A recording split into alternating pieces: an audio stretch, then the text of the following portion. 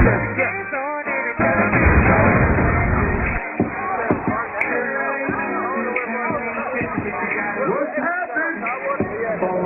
those are all now going to name of Mr. Thanksgiving, Morocco Drama, Mr. Gangsta Grills himself. When I say Gangsta, y'all say Grills. Gangsta, Gangsta, Grills.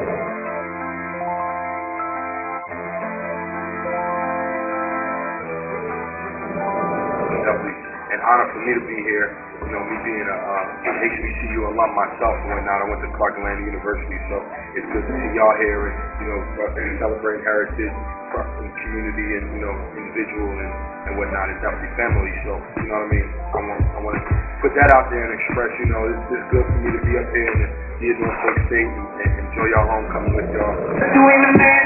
Shout out to 804, what's up?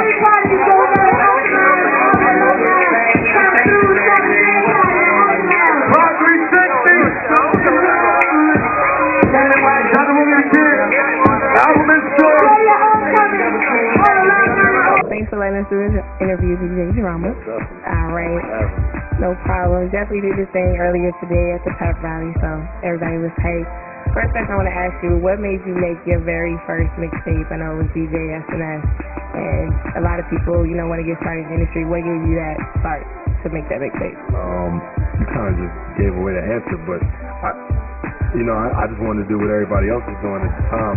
Like, I made my first mixtape, I think I was in 10th grade, and, you know, I was just messing around, you know, basically just looking at what other DJs were doing. Like SNS was out at the time, and Ron G was out at the time, and Clue was out at the time, and, you know, I was just trying to do my thing. Just about to go into high school, the movie Juice came out, and, you know, everybody knows the movie Juice, right?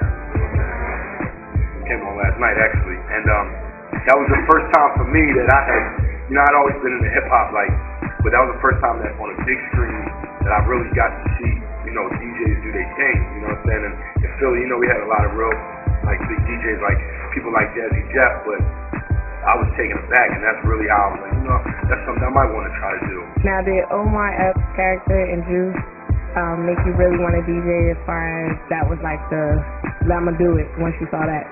Well, it was a character because it was in the movie and it was on the big screen, and, you know, he had got into the DJ battle and everything, so that was kind of, you know, it wasn't just him, but I look at my career, I looked at that as the beginning point of when I really first got my interest in wanting to be a DJ. When I was in school, you know, I was a mass comm major, but the majority of my, even though I liked going to mass comm, but what I did, the majority of what was important to me was business school, you know, and what I was learning from the business school, because, you know, I could apply it to what I was doing. You know, I artistically, like, that's what I did. And when it came to, like, marketing and, you know, the 4 Ps and just learning that stuff, I was able to really apply it to, you know, what it took outside of just being a DJ. We heard earlier that you went to Clark Atlanta. Mm-hmm. Did you major in music when you went to Clark Atlanta? I majored in mass comm. I was a mass comm major. Okay. Did you decide on majoring or minoring or? Well, yeah. I wanted to do film. Like, my sister's a filmmaker, so I always loved movies. So I wanted to kind of be a director, you know, kind of be behind the scenes and everything. So that was when I was in school. That was my interest at the time from a school aspect, was trying to do film. Okay. There's people that I work with now. I mean, I know people that do major videos. I know people that, you know, Grammy-winning producers, people that, you know, do work for the magazine. All these people that I went to school with back in the day when we were just next to each other in class and things of that nature. So, you know, I definitely want to, like, express to you how important it is. You know, as much as school is important, you know, the person you're sitting right next to right now is important, and the connection you make here, and, you know, where it's going to take you in the next couple of years. How would you say students need to be successful with their education and getting into the career field that they want to be in? Well, you know, just stay focused. I mean, you know, realize that, you know, it first and foremost is a blessing for you to be in that position, you know, and just like with KFC, with like the 4 pillars, I mean, it's very important to really represent your family, represent your community, you know, represent yourself and whatnot, and, you know, your education is a reason why you're in that position, and, you know, and a lot of times people have to understand that you know, the goal is to, you know, not only just be able to come out and provide for yourself, but, you know, provide for a lot of different scenarios, a lot of reasons. You know, I went to school with a lot of people that, you know, now run their own businesses and, you know, are in positions where they feed their families, not just feed themselves. So, you know, it's a great opportunity to be able to go to school, and, you know, definitely in the times we live in right now, you know, I mean, it's just something that you really have to take advantage of, and, you know, the connects that you make and the people that you make, and, you know, look, you know, these are the years that help shape your future and help shape the rest of your life. I would go set up in other schools and have tables. Now, mind you, you know, I wasn't really known outside of the city like that, and, you know, I would go set up, and, you know, people would be like, who's DJ Drama? Like, who is that?